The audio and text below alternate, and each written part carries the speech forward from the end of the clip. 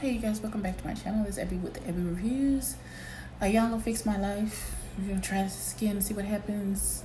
I don't even know what this episode's about or what it's called, but let's get into it. Hold the fuck on. Wait a damn minute. Wait a damn minute. So this lady was the cousin's birthday, and they said, "Oh, can we have a cousin's birthday party at your house?" She said, "Sure, come on." So the whole family is there, and then somebody kicks in the door, do a home invasion, shoot her, shoot a sister, shoot the sister's kids, shoot the two cousins. Both of them dead. They was looking for her apparently drug dealer boyfriend. Jesus Christ, what? The episode of The Wire Power Book 2, the hell. Okay, pause. So it happened 14 years ago. The two people got at least 6 life sentences apiece. The case has been adjudicated, but it's the family. They're just torn asunder. The sister is resentful because her big sister, whose house this happened at, her children weren't at the party, so they are perfectly fine. Meanwhile, both of her children got shot in the head and are now disabled, and she's blaming her sister for this whole thing. She said, "You're my big sister, you were supposed to protect me." Everyone was shot. I don't know what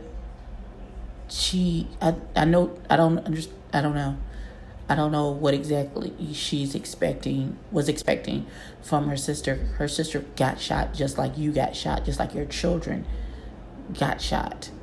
So I'm not sure. Okay, pause. Because now I have a problem with Auntie Iyanla. Iyanla was like, "So you need to explain to me why your children weren't there."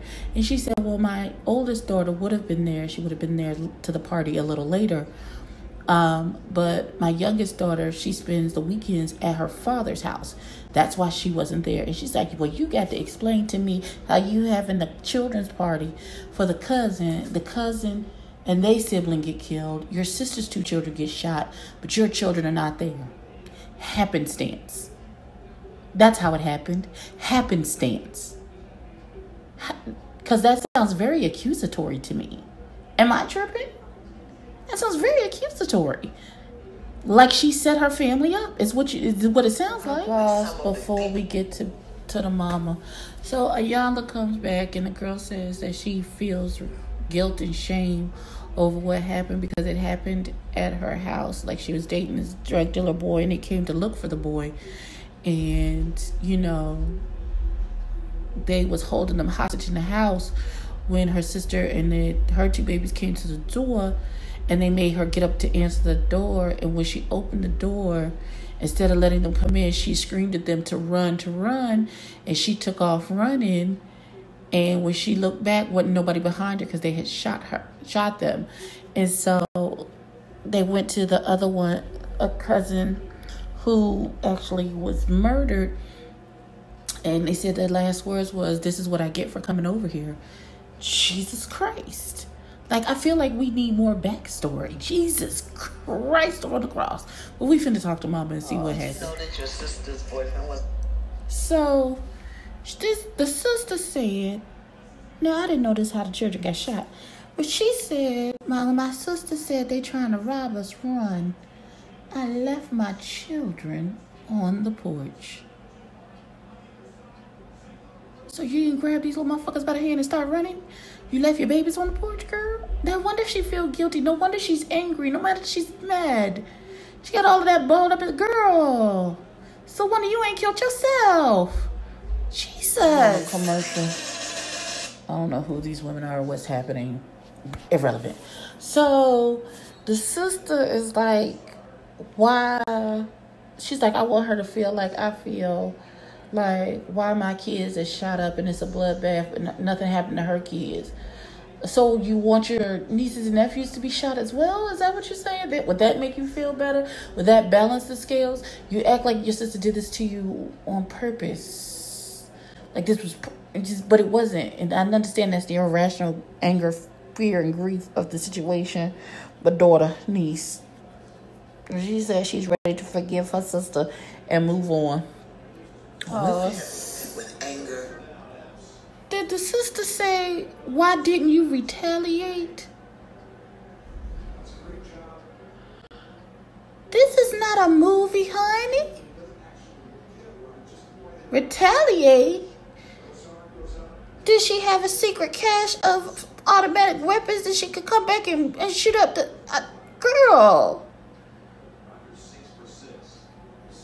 She been watching too many movies. She said okay, pause. That's not your child.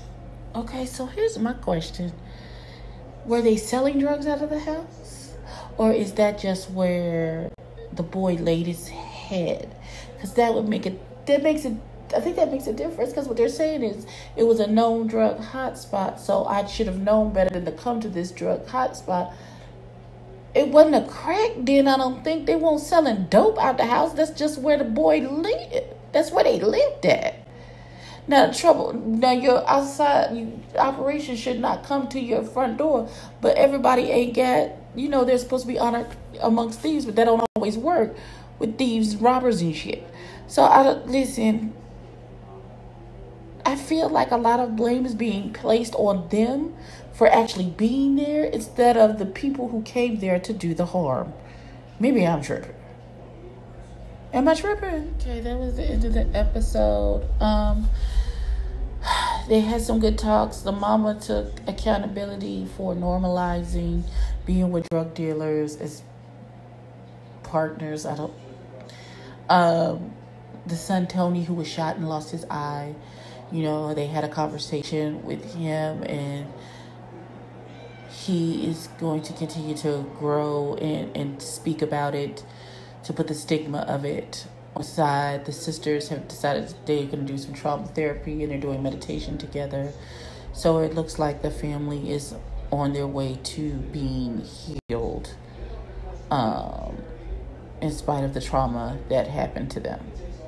So, with that being said, and because I'm in the dark and you won't see my face, this has been my review and recap of Iyanla Fix My Life Season 7, Episode 7, Home Invasion Horror Story. Please like, comment, and subscribe, and I will